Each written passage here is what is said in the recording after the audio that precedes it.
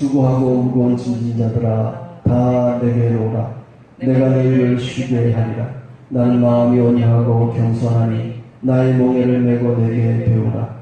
그리하면 너희 마음이 쉼을 얻으리니 이는 내 멍에는 쉽고 내 짐은 가벼우니라 하시니라. 아멘.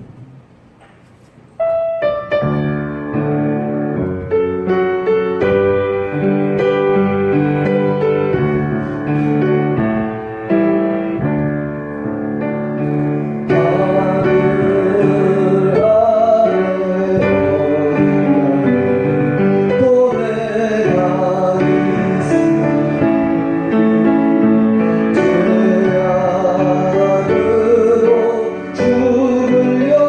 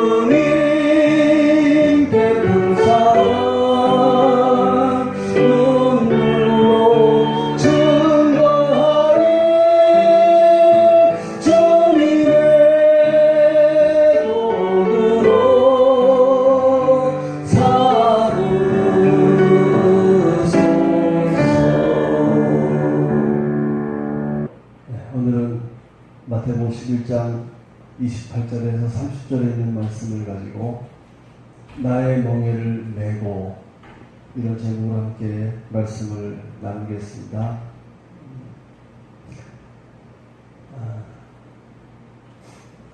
오늘의 말씀이 굉장히 유명한 말씀이고 누구나가 몇 번씩은 다 읽고 또 들었던 말씀인데 사실은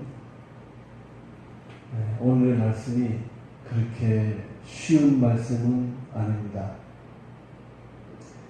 제가 어느 목사님들이 저에게 온 적이 있어서 그때 목사님들하고 같이 이런저런 얘기를 나누다가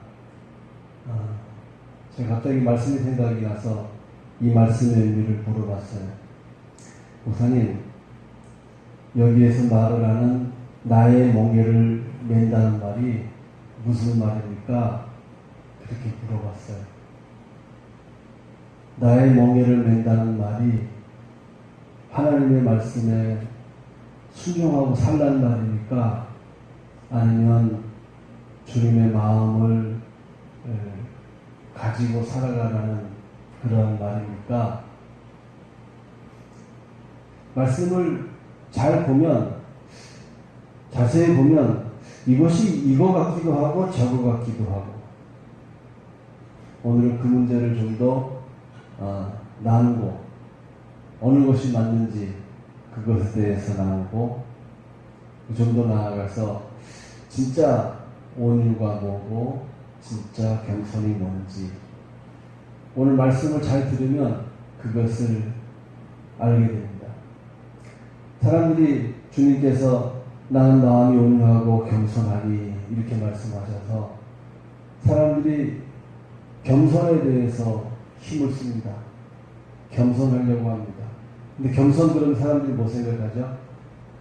자기를 부인하고 자기를 낮추고 그럼 사람들 앞에서 자기를 낮추고 온유 그러니까 부드럽게 대하고 따뜻한 마음을 가지고 뭐 이 정도로 생각을 합니다. 근데 말씀을 자세히 들어보시면 그런 의미도 약간은 있지만 본질적인 그런 의미가 아닌 것을 오늘 이해하게 되실 것입니다. 자, 먼저 멍에가 뭔지 멍에에 대해서 한번 먼저 살펴보십시다.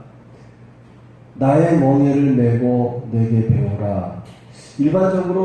일반적인 성경 해석에 있어서 멍에라는 말은 하나님의 말씀의 굴레 이런 의미로 사용되어져 있습니다. 그래서 사도행전 15장 8절에서 10절에 보면 사도들이 멍에라는 말을 씁니다. 그 부분에 있는 말씀을 제가 잠시 읽어드리겠습니다. 사도행전 15장 8절에서 10절에 있는 말씀입니다.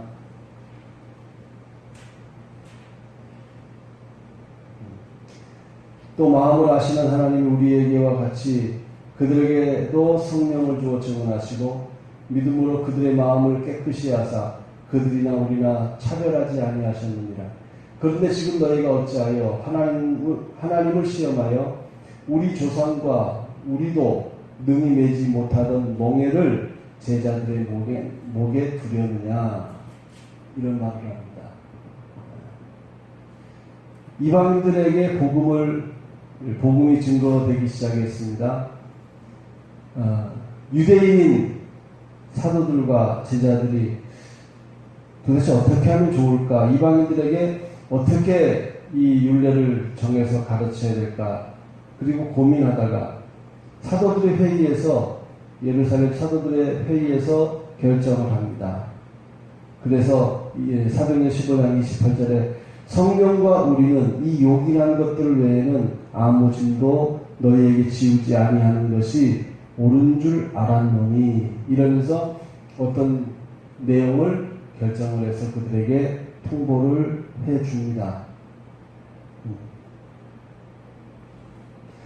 여기에서 사도들이 어떤 그 내용을 정한 것을, 복음을 전할 때 가르친 것을 굴레라고 표현한 것을 볼 수가 있습니다. 멍에라고 표현한 것을 볼 수 있어요. 멍에를 제자들의 목에 두르느냐. 그러니까 멍에라고 하는 것은 어떤 우리들이 지켜나가야 할 그러한 말씀, 이런 의미가 있는 것입니다. 그렇다고 해서 이 말씀의 의미가 그렇다고 해서 마태복음에 있는 주님의 말씀에, 주님께서 말씀하신 그 말씀에다가 그 멍에를 대입하면 그게 맞을까요? 안 맞을까요? 한쪽에서는 이런 의미로 쓰였다고 해서 다른 쪽에서는 저런 의미로 해석하면 안 될까요? 그래서 우리는 그 성경 각 절마다 쓰여있는 그 문맥을, 전후 사정을 제대로 헤아려 보면서 성경을 해석해 나가야 하는 것입니다. 하나님의 영광이라는 말이 성경에 보면 굉장히 많이 나와요. 그런데 하나님의 영광이라고 하는 그 의미도 어떤 때는 이런 의미로 쓰이고 어떤 때는 저런 의미로 쓰입니다. 굉장히 다양하게 쓰여집니다. 그러니까 멍에를 사도행전 15장에서 멍에의 뜻이 무엇인지 분명히 우리가 이해했다고 해서 그 멍에의 의미를 오늘 마태복음 11장에다 갖다 붙여놓으면 안 된다는 얘기하는 거예요. 다시 물어볼게요. 수고하고 무거운 짐진 자들아 다 내게로 오라. 내가 너희를 쉬게 하리라. 나는 마음이 온유하고 겸손하니 나의 멍에를 메고 내게 배우라. 그리하면 너희 마음이 쉼을 얻으리라. 이렇게 얘기했어요. 여기에서 말을 하는 멍에라는 말이 예수님의 말씀을 순종하고 따라가라는 말의 의미로 그 멍에를 말을 하는 것일까요? 아니면 예수님의 마음가짐을 가지고 예수님께 배우라고 하는 그런 말을 멍에라고 표현한 것일까요? 이 두 가지가 이렇게 보면 이런 것 같고 저렇게 보면 저런 것 같은데 그러나 자세히 들여다보면 뜻이 정해집니다. 많은 사람들이 이 말씀의 의미를 정확하게 제대로 이해하지 못하고 있어요. 그래서 나의 멍에를 메고 내게 배우라 그랬기 때문에 하나님의 말씀을 가지고 무조건 순종부터 하려고, 하나님의 말씀을 무조건 따라가려고 사람들이 노력을 합니다. 그러나 그게 되던가요? 이와 비슷한 유형의 말씀이 히브리서 3장과 4장에 보면 믿음과 안식이라는 주제를 가지고 설명이 되어져 있어요. 어떤 사람들은 믿음으로 말미암아 안식에 들어갔다 그랬어요. 그렇다고 해서 그들이 안식에 들어가는 그런 행동을 했기 때문에 어떤 그들이 행동을 한 그것 때문에 그들이 안식에 들어가게 된 것일까요? 아니면 하나님을 믿었기 때문에 그들이 안식에 들어가고 그런 삶의 결과물을 내게 된 것일까요? 뭐가 먼저일까요? 세상적인 이야기로 보자면 닭이 먼저입니까? 알이 먼저입니까? 이런 말이 될 수도 있을 거예요. 적절한 표현인지 모르겠지만 어쨌든 본문의 의미에서 예수님께서 말씀하신 나의 멍에를 메고 내게 배우라는 말이 나의 가르침을 따라서 너희들이 따라와라, 살아라. 그러면 너희들이 그렇게 살다 보면 쉼을 얻게 될 것이다. 그런 의미인가요? 아니면 우리들이 예수님의 마음가짐을 가지고 예수님의 말씀을 하나하나 순종하면서 따라가라는 그러한 말일까요? 여러분은 어떻게 생각하십니까? 이게 신앙의 첫 출발이고 사실은 어떻게 보면 관문입니다. 그런데 이 첫 출발을 사람들이 제대로 이해하지 못했으니까 제대로 출발을 못하고 있는 거예요. 어떤 게 맞아요? 더 이상 말을 돌려드리지 말고 바로 얘기하자면 여기서는 주님의 마음을 가지고 배우라는 말입니다. 여기서 멍에라는 말이 나오는데 멍에가 뭐죠? 소의 목에다 매어서 소로 하여금 힘을 써서 쟁기를 끌고 가게 하는, 소의 목에, 짐승의 목에다 매어주는 그것을 바로 멍에라고 합니다. 약간 이렇게 기역자도 아니고 뭐 약간 휘어져 있는 이렇게 되어 있는 거 있죠? 그게 바로 멍에예요. 그런데 이스라엘의 그 소에는 멍에가 1인용도 있지만 2인용이 있다는 거예요. 참 2인용이 아니에요. 두 마리의 소가 멍에를 매게 되는 경우가 있다는 거예요. 그래서 한 마리가 힘을 쓰면 나머지 한 마리는 그냥 그 목에 두고 그냥 걸어가기만 하는 거예요. 이 힘이, 멍에의 힘이 한쪽 소에만 다 실리게 되는 거예요. 예수님께서 나의 멍에를 메고 내게 배우라 말씀을 하셨어요. 성경학자들은 멍에라는 말을 생각할 때 예수님께서도 멍에를 메고 계셨다. 또 우리도 멍에를 메야 되는데 우리 혼자 메는 멍에를 말을 하지 않고 예수님과 같이 메는 멍에다라고 해석을 합니다. 그럼 좀 더 쉬워졌죠? 자, 그러면 이제 좀 더 나가서 우리들이 예수님께 배우고 예수님으로 말미암아 예수님을 통해서 우리들이 쉼을 얻기 위해서 우리들이 무엇을 해야 한다는 말인가요? 하나님 말씀에 먼저 순종하고 따라야 된다는 말인가요? 아니면 우리들이 예수님의 마음을 먼저 가져야 된다는 말인가요? 나의 멍에를 메고 내게 배우라 하는 말은 예수님의 마음을 먼저 우리들이 배워야 한다는 말이 있는 것입니다. 이것이 앞뒤가 바뀌어버리면 곤란해져요. 무엇을 행함으로 말미암아 우리들이 구원을 얻는 행위 구원을 가르칠 수도 있어요. 믿음으로 말미암은 구원이 아니라 행위로 말미암은 구원을 말할 수도 있다는 얘기예요. 알죠? 행위 구원을 가르치는 사람은 잘못된 가르침이다라는 것을 알고 있죠? 그러니까 여기서 우리들이 해야 될 게 뭐겠어요, 그러면? 우리는 예수님의 마음을 배워야 한다. 그 말인 것입니다. 예수님의 마음을 우리들이 먼저 배우고 예수님의 마음가짐을 가지고 우리들이 예수님께 배움을 청하고 예수님을 따라 나아가야 한다. 그럴 때 우리들이 쉼을 얻게 되었을 것이다. 이런 얘기가 된다는 말입니다. 자, 그러면 예수님의 마음이 뭐라 그랬죠? 예수님의 마음은 두 가지로 예수님께서 말씀하셨어요. 나는 마음이 온유하고 겸손하다. 온유하고 겸손함에 대해서 예수님께서 말씀을 하셨는데 많은 사람들이 예수님의 온유와 겸손에 대한 마음을 말하고 또 생각할 때에 예수님은 겸손하신 분이구나. 그래서 예수님은 자신의 모든 것을 버리고 이 땅에까지 낮아지셨구나. 그러니까 우리들이 겸손해야 된다. 우리들도 우리의 마음가짐을 낮은 마음으로 가져야 된다. 교만하면 안 된다. 이런 식으로 사람들이 생각을 합니다. 여러분 어떻게 생각하세요?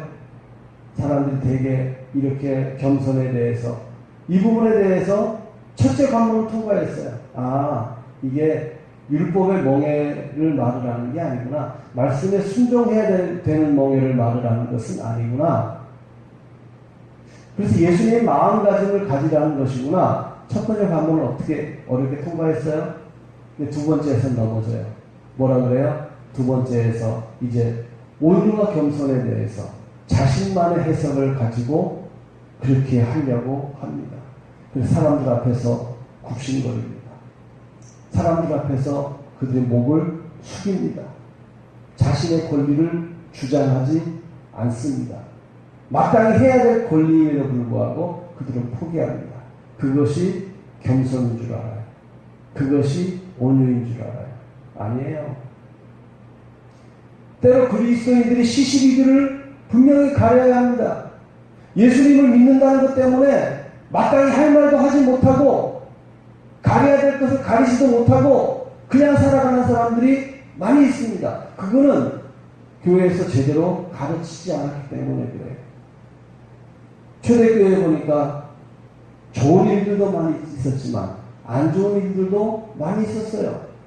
그 일에 대해서, 그런 일들에 대해서 사도들이 정리하는 것이 필요했어요. 먼저 된 제자들이 그들을 가르치고 바로 잡아야 되는 일들이 필요했어요. 섬기는 일들도 필요했지만 시리하는 일들도 필요했어요. 그래서 그런 일들을 두었어요. 그런 일들을 강행했어요.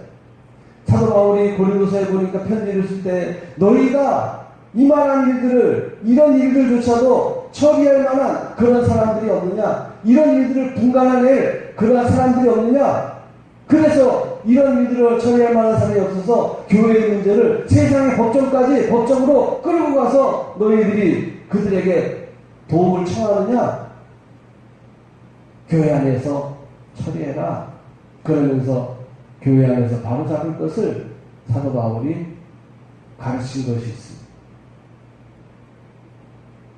오늘 교회에서 겸손이 무엇인지 모르니까 예수님께서 마땅히 자기의 권리를 주장해야 되는데 주장하지 않고 내려놓으셨으니까 오늘 우리들이 주장해야 되는 그 주장들을 내려놔야 된다. 양보해야 된다. 그것이 겸손으로 착각을 일으키며 살아가는 경우가 많이 있습니다. 그럼 과연 예수님께서 말씀하신 겸손이 그런 것이고 예수님께서 말씀하신 온유가 그런 것일까요? 우리가 지금 마태복음 11장을 읽었어요. 온유와 겸손에 대해서 이사야 선지자가 예수님의 사역에 대해서 예수님께서 걸어가시는 그 하신 일들에 대해서 설명을 했는데 그 이야기가 마태복음 12장 19절부터 18절부터 잘 나오고 있습니다.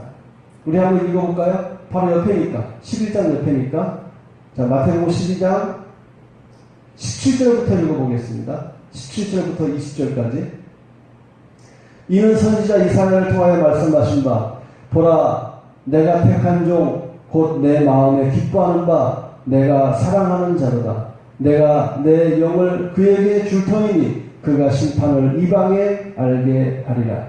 그는 다투지도 아니하며 들레지도 아니하리니 아무도 길에서 그 소리를 듣지 못하리라. 상한 갈대를 꺾지 아니하며 꺼져가는 신지를 끄지 아니하기를 심판하여 이길 때까지 하리니 또한 이방들이 그의 이름을 바라리라 함을 이루려 하심이니라. 여기서 이사야 선지자는 예수님께서 하시는 일들에 대해서 예수님께서 어떤 마음을 가지고 사역을 하시는지 예수님의 마음이 어떠한 마음이었는지를 지금 설명을 해주고 있는 거예요. 이 말을 통해서 이 이사야의 예언을 통해서 우리는 예수님의 마음이 무엇인지를 우리가 알 수가 있습니다. 먼저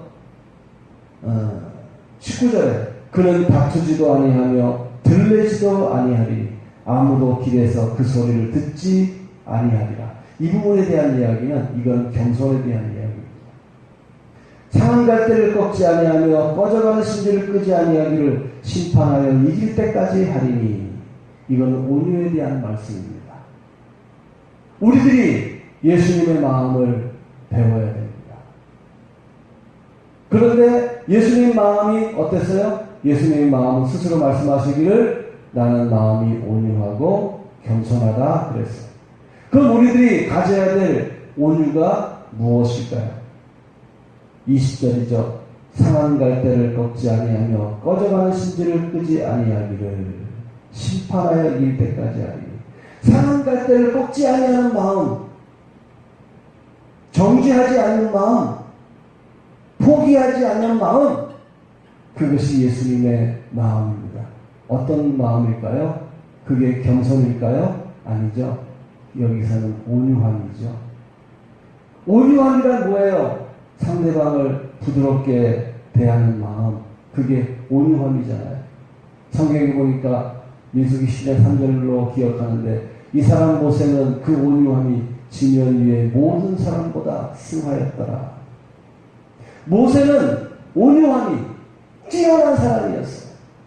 모세는 전에는 혈기 많은 그런 사람이었지만 정지하고 결단을 냈던 사람이었지만 하나님의 은혜로 그가 변화되어서 사람을 끝까지 포기하지 않고 자기의 목숨까지라도 하나님 앞에 내놓으면서 그 사람들의 생명을 살려달라고 애를 복걸하면서 그 영혼들을 불쌍히 여겼던 그런 마음을 가졌던 사람입니다. 영혼에 대한 집념, 영혼을 포기하지 않는 그 마음이 바로 온유함입니다. 때로 우리는 사람들에 대하여 정죄합니다. 저 사람은 이제 희망이 없어. 저 사람은 이제 끝이야. 그리고 우리들 스스로 결단을 내립니다. 그리고 포기합니다. 그러나 예수님은 포기하지 않으셨습니다. 제가 목회하다가 세상에서 방황하고 그리고 다시 병들고 몹쓸몸이 되어서 주님을 찾을 때 주님은 그때라도 저를 포기하지 않으셨던 거예요. 내가 세상에서 그렇게 10여 년을 방황하며 살 때에도 주님은 저를 놓지 않으셨습니다. 이게 뭐예요? 이게 온유라는 말이에요. 우리는 쉽게 어떤 사람에 대해서 절망을 합니다. 그 사람을 포기하고 내던져 버립니다. 그리고 스스로 마음속에 정리를 합니다. 끝이야 이제.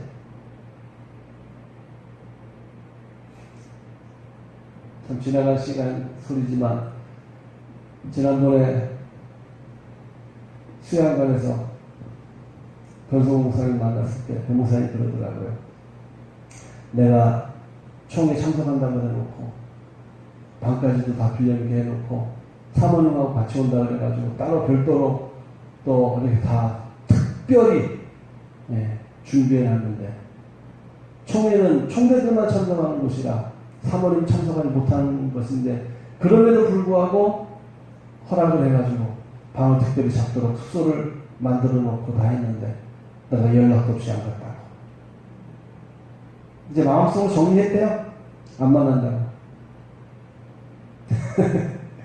그랬는데 하나님 자꾸 생각나게 하시고 그래서 또 불렀다는 거예요. 또 만나자고. 그리고서 그때는 진 목사님 옆에서 이제 올라고 와서 같이 앉으러 가니까 진 목사님 내보내더라고. 목사님 저 사적으로 할 얘기가 있어요. 그리고 내보내더라고. 그리고서 자신이 서운한 얘기를 하는 거예요. 아니 오겠다고 해서 와야지 왜 안 오냐고. 아주 얼굴에 진지함을 가지고 정색을 하면서 이야기하더라고요. 정이 끝났다 이제 안 만난다. 내가 뭐하러 내가 이런 사람 만나냐. 이렇게 약속을 쉽게 어기는 사람인데 만날 필요가 없다. 근데 하나님이 생각나게 하시더래요. 자꾸 꿈에도 보이고 생각나게 하시고. 그래서 그 얘기 하길래 사실은 나도 내 얘기 했죠. 나도 가려고 그랬지. 내가 안 가려고 그랬어? 가려고 그랬지. 근데 사실은 내 몸이 그때까지만 해도 나은 지 얼마 안 돼서 완전히 회복이 안 됐다. 그래서 내가 진짜 가려고 결단했는데 차 문제도 있었고 결국에 못 가게 됐다. 차만에 그 이야기를 내가 양경희 목사님한테는 못 간다는 얘기를 했다는 얘기를 그 자리에서 안 했어요. 양 목사님이 대변인으로 잘 해줄 줄 알았는데 내 얘기를 빼먹었던 모양이더라고요. 그래서 그렇구나. 그럼 내버려도 말았죠. 어쨌거나 풀렸어요. 왜 그럴까요? 변 목사님 마음이 온유하기 때문에 그래요. 마음으로는 자기가 알고 있는 어떤 세상적인 도리와 자신의 어떤 그 경험을 가지고 보면 결단을 내린 거예요. 이제 안 만난다. 최 목사 이제 안 만난다. 결단을 내린 거예요. 그런데 주님께서 생각나게 하시고 또 기억하게 하시고 떠올리게 하시니까 그 마음이 다시 주님의 마음으로 돌아선 거예요. 이게 뭐예요? 온유함이에요. 우리 정은이가 지금은 교회 안 나오지만 집에서 놀고 있지만 포기하면 안 되는 거예요. 자주 기도하고 믿음으로 기도하고 바라보는 거예요. 심판하여 이길 때까지 하리라. 꺼져가는 등불을 끄지 아니하기를 심판하여 이길 때까지 하리라. 하나님 앞에 반드시 승리할 때까지 우리는 그 사람에 대해 그 영혼에 대해 우리 스스로 단지하고 절망하면서 던져버릴 필요는 없다는 얘기입니다. 온유함이 뭐예요? 끝까지 포기하지 않는 마음, 그 영혼에 대하여 끝까지 포기하지 않는 마음, 그게 바로 온유함이라는 거예요. 나는 다시 안 만나. 인간적인 생각으로 그럴 수 있어요. 그러나 하나님의 마음을 가지고 예수 그리스도의 마음을 우리들이 갖기를 원한다면, 그 마음으로 그를 바라본다면 우리는 결코 포기할 수 없는 마음을 갖게 되는 것입니다. 그게 뭐예요? 그게 온유함이에요. 꺼져가는 등불을 끄지 아니하고 상한 갈대를 꺾지 아니하는 그 마음이 바로 온유한 마음이라는 거예요. 이해하시죠? 우리들이 가져야 되는 마음이 이런 마음이라는 거예요. 우리 교회가 어려워 보여도 교회에 대하여 끈을 놓지 않는 거예요. 하나님 뭔가 하실 일이 있는 거야. 그러니까 아까 저기서 강단에 올라오기 전에 이렇게 돌아보면서 교회 이 성도들 좌석을 보니까 와, 좌석 수가 되게 많더라고요. 되게 많아 보이더라고요. 와, 우리 교회가 되게 컸구나, 되게 넓었구나, 그 생각을 하게 됐어요. 절망하지 않는 거예요. 끈을 놓지 않는 거예요. 그러면서 기다리는 거예요. 그게 뭐예요? 온유한 마음이에요.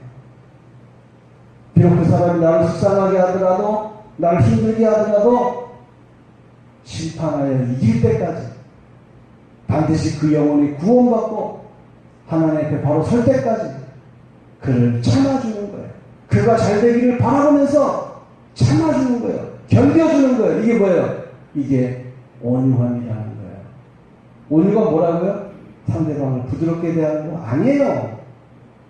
세상적인 잣대를 가지고 하나님의 말씀을 하려고 하면 하나님 말씀이 3000% 나갑니다. 그러니까 성경적인 의미를 우리들이 제대로 이해해야 되는 거예요. 우리들이 예수님 앞에서 예수님을 따라가면서 우리의 마음이 안심을 얻기 위하여, 우리들의 마음이 쉼을 얻기 위해서 우리들이 가져야 되는 기본적인 마음이 어떤 마음이에요? 정죄하는 마음이 아니란 말이에요. 비록 지금은 속이 상하고 마음에 막 불이 끓어 넘친다 할지라도 기다리는 거예요.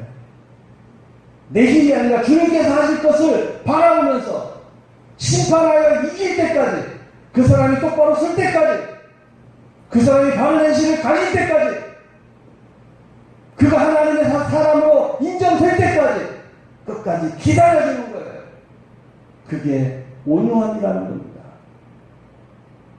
오늘날 교회 안에 이 온유함이 많이 사라졌어요. 교인들끼리의 부드러움은 있어요. 서로 마주보면서 인사하고 안녕하십니까? 반갑습니다. 잘 지내셨습니까? 서로 교제하는 건 있어요. 그런데 실망을 끼친 사람, 믿음이 연약해서 잘못을 범한 사람, 덕을 세우지 못한 그 사람들에 대해서 교회 안에 온유함이 없어요.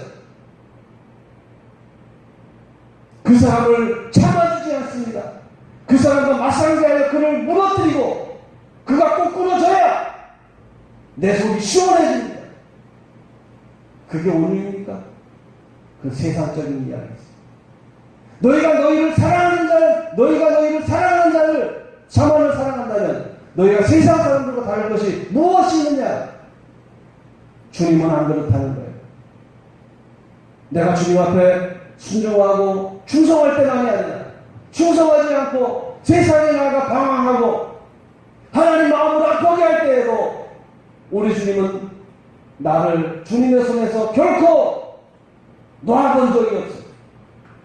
주님의 손으로 나를 붙잡아 주셨어요. 그리고 여기까지 다시 오게 만드신 것이에요. 새로 시작하니까 힘들잖아요. 돈이 없잖아요. 그러니까 돈을 저에게 또 보내주시고, 필요한 일꾼들도 하나님께서 보내주시고, 일하게 하시고, 주님께서 도와주고 계시는 것입니다. 여러분, 세상의 판단과 기준을 따라 여러분의 인간적인 속을 시원하게 하려고 하시지 말고 하나님의 말씀을 따라 말씀으로 승리하는 성도들 되기를 주님의 이름으로 축복합니다. 그 사람에 대하여 견뎌주는 성도들 되기를 바랍니다. 그 사람을 품어주는 성도들 되기를 주님의 이름으로 축복합니다. 그게 바로 온유예요. 그 다음에 또 사람들이 겸손 그러니까 자기를 낮추고 자기를 부인하는 것이다 생각을 하는데 과연 그런가요? 겸손에 대한 말씀을 보십시다. 19절 12장 19절 그는 다투지도 아니하며 들레지도 아니하니 아무도 길에서 그 소리를 듣지 못하리라. 이게 무슨 얘기예요? 겸손에 대한 이야기하는 거예요. 예수님은 다투지도 아니하고 들레지도 아니해요. 그러니까 예수님은 사람들 앞에 큰 소리를 내지도 않아요. 들레지도 않아요. 근데 들렌다는 말이 뭐예요? 들렌다는 말은 헬라어로 보니까 크라운 가주라는 말인데 그 뜻은 부르짖다, 야단스럽게 떠들다 그런 말이에요. 이 말은 사람들로부터 인정받기 위해서 소리를 높이거나 다투지 않는다. 예수님께서 빌라도 앞에 쓰셨을 때 빌라도가 내가 뭔 말을 좀 해봐라. 억울한 일이 있지 않냐? 내가 볼 때는 억울하다 지금. 얘기해봐라. 그럼에도 불구하고 예수님은 그 앞에서 꿀먹은 버거리처럼 한 말씀도 안 하셨어요. 네가 유대인이 왕이냐? 그렇다. 그거 맞다. 그 얘기가 말을 안 하셨어요. 왜 말을 안 하느냐? 내가 너를 놓아줄 권세도 있고 내가 너를 죽일 권세도 있다. 근데 왜 나한테 말을 안 하느냐? 예수님은 말씀 안 하셨어요. 이게 뭐예요? 이게 겸손이에요. 왜 예수님이 이렇게 하셨을까요? 왜 예수님이 꿀먹은 벙어리처럼 그냥 계셨을까요? 할 말 많잖아요. 이유는 겸손하셨기 때문에. 겸손이라는 말의 의미가 바로 그런 거예요. 자기를 드러내지 않는 거예요. 변명하지 않는 거예요. 또 다투지 않는 거예요. 그게 겸손이에요. 왜 이렇게 될까요? 그건 바로 하나님의 위로를 하나님께서 역사하실 것을 바라보기 때문에. 빌라도 앞에서 예수님께서 꿀먹은 덩어리처럼 몇 마디 하시고 더 이상 말을 안 해요. 많은 군중들이 막 잘할 때는 좋다고 왕이 들어오신다 그러고 뭐 예루살렘에서 환호하던 그 무리들이 이제는 돌이켜가지고 죽여라 죽여라 그러고 있는데도 아무 말씀도 하지 않으시고 그냥 계시는 거예요. 왜 그럴까요? 겸손하시기 때문에. 하나님의 손길을 바라보기 때문에. 그래서 예수님께서 아무것도 안 하고 계신 거예요. 겸손이 뭔지 이해하셨죠? 겸손은 자기를 부정하는 게 아니에요. 자기를 낮추는 게 아니에요. 겸손은 하나님의 손길을 바라보고 하나님을 앙망하는 것, 그게 바로 겸손이에요. 그래서 세상 사람들이 보기에는 저 사람 되게 교만한 것처럼 보여요.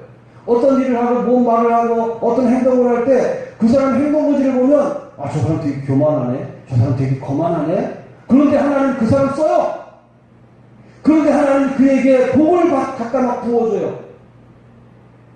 세상에서 말을 하는 겸손의 그 기준이 그게 아니라는 얘기하는 거예요. 겸손이 뭐라고요? 겸손은 하나님을 바라보는 거예요. 하나님을 바라보며 하나님의 손길을 의지하며 서 있는 것, 그게 바로 겸손이라는 거예요. 그래서 이사야 선지자가 예언한 것처럼 그는 다투지도 아니하며 들레지도 아니하리니 아무도 길에서 그 소리를 듣지 못하리라. 무슨 얘기예요? 예수님께서 복음 전하지 않았던 얘기예요? 아니잖아요. 세상 사람들과 다투지 않는다는 거예요. 세상에서 뭐 얻기 위해서 그들과 이렇게 어떻게 안 한다는 얘기하는 거예요. 하나님의 손길을, 동물의 손길을 바라보면서 기다리시는 예수님의 모습을 예언한 거예요. 이제 겸손이 뭔지 알았죠? 그럼 다시 이제 처음부터 시작을 해보십시다. 나의 멍에를 메고 내게 배우라, 그렇게 말씀했어요. 나의 멍에를 메고 내게 배우라. 그럼 우리들이 뭘 어떻게 해야 되는 얘기예요? 하나님 말씀을 순종하는 얘기인가요? 아니죠. 시작도 안 했는데 뭘 순종이야. 이제 우리들이 어떤 마음을 가져야 되느냐를 지금 예수님께서 말씀하신 거예요. 어떤 마음이요? 예수님의 마음. 그 마음이 어떤데요? 하나님의 위로를 바라보면서 다가오는 마음. 하나님의 위로를 바라보며 위로를 바라보는 마음을 가져라. 하나님을 의지하는 마음을 가지고 그 다음에 하나님께서 역사하실 것을 끝까지 바라보면서 견뎌주는, 참아주는 그런 마음. 그게 바로 겸손과 온유라는 거예요. 우리들이 이런 마음을 가져야 한다는 말입니다. 그러면 어떻게 돼요? 우리의 마음이 짜증이 안 나요. 우리의 마음이 쉼이 있습니다. 신앙생활 잘하는데도 때로 어떤 때는 우리의 마음속에 쉼이 없고 우리들이 평안하지 않을 때가 있어요. 언제 그럴까요? 우리들이 예수님의 마음을 잃어버릴 때, 하나님의 손길을 바라보지 않고 내가 뭔가 막 하려고 할 때, 하나님께서 역사하실 때까지 끝까지 참고 기다려주지 않고 내가 뭔가를 해버렸을 때 우리의 마음속에 평안이 깨지는 거예요. 쉼이 깨지는 거예요. 안식이 깨지는 거예요. 그래서 우리들이 기억해야 됩니다. 어떻게 우리들이 쉼을 얻을 수 있을까요? 어떻게 우리들이 평안을 얻을 수 있을까요? 나는 마음이 온유하고 겸손하니 나의 멍에를 메고 내게 배우라. 나의 멍에를 메고 내게 배우라는 말은 나의 멍에를 짊어지고 배워라. 예수님의 마음을 가지고 마음속에 가지고 내게 배우라. 그럼 너희들 쉼을 얻게 될 것이다. 언젠가 보면 신앙생활 처음 할 때는 우리들이 행복했어요. 교회 나온 지 얼마 안 되고 뭔가 배우고 나갈 때는 행복했어요. 그런데 좀 하다 보니까 마음이 불편해지기 시작하는 거예요. 왜 그럴까요? 초심을 잃어버렸기 때문에 그래요. 겸손한 마음을 잃어버리고 온유한 마음을 잃어버리고 하나님 말씀을 좀 더 안다고 이제는 정지하는 마음을 내가 가졌기 때문에, 판단하는 마음을 가지기 때문에 하나님의 손길을 바라보는 것이 아니라 내가 뭔가 하려고 하고 내가 뭔가 내 자신을 앞세우다 보니까 우리 신경 속에 있는 평안이, 하나님의 위로가 깨져버리는 거예요. 이해하시죠? 특별히 우리 사모님 저 보시면서 한 대 막 치고 싶을 때도 있고, 목사가 적당해야 뭐 그렇게 될 때도 있죠. 그때 온유하시기를 부탁합니다. 끝까지 온유하시고 하나님께서 지켜주실 때까지, 하나님께서 세우실 때까지 끝까지 견디는 것이 필요합니다. 끝까지 견디십시오. 온유하시면 쉼이 있을 줄로 믿습니다. 내가 뭔가 최목사 만들려고 하시지 말고 내가 뭔가 만들어서 저 최목사 목사 되게 해야 되겠다, 하나님 종 되게 만들어야 되겠다, 그러지 말고 겸손하시기 바랍니다. 하나님의 손길을 바라보면서 하나님께서 역사하시기를 바라보면서 조용히 하나님 안에서의 길을 가시기를 바랍니다. 그게 뭐예요? 온유하고 겸손하며. 그러면 주님께서 말씀하신 것처럼 사모님 마음속에 뭐가 있어요? 쉼이 있을 거예요. 쉼이 뭐죠? 평안함이 있을 거예요. 이런 은혜가 우리 모두에게 있기를 주님의 이름으로 축복합니다. 기도하겠습니다. 주의 은혜와 사랑에 감사를 드립니다. 수고하고 무거운 짐진 자들아 다 내게 오라. 내가 너희를 쉬게 하리라 말씀하셨는데, 많은 사람들이 교회를 다니지만 주님을 믿는다고 하지만 마음에 쉼이 없고 안식을 잃어버리고 살아가는 경우가 많이 있습니다. 주의 부르심을 알지 못하기 때문에, 말씀을 제대로 이해하지 못하기 때문에 그렇습니다. 오늘 이 말씀의 의미가 무엇인지 우리가 깨달았습니다. 주님, 이 말씀대로 우리들이 주님의 마음을 가지고 한 걸음 한 걸음 주의 말씀을 배워나가는, 주님께 배워나가는 저희들 되게 하여 주시옵소서. 우리의 마음이 온유해지게 하여 주시옵시고, 우리의 마음이 주님의 마음처럼 겸손한 것을, 주님의 마음을 가지고 주님을 따르는 저희들 되게 하여 주시옵소서. 그리고 우리의 심령 속에 진정한 쉼이 있고 안식이 있고 평강이 있는 하나님의 나라가 머무는 우리의 삶이 되게 하여 주시옵소서. 예수님의 이름으로 기도하옵나이다. 아멘.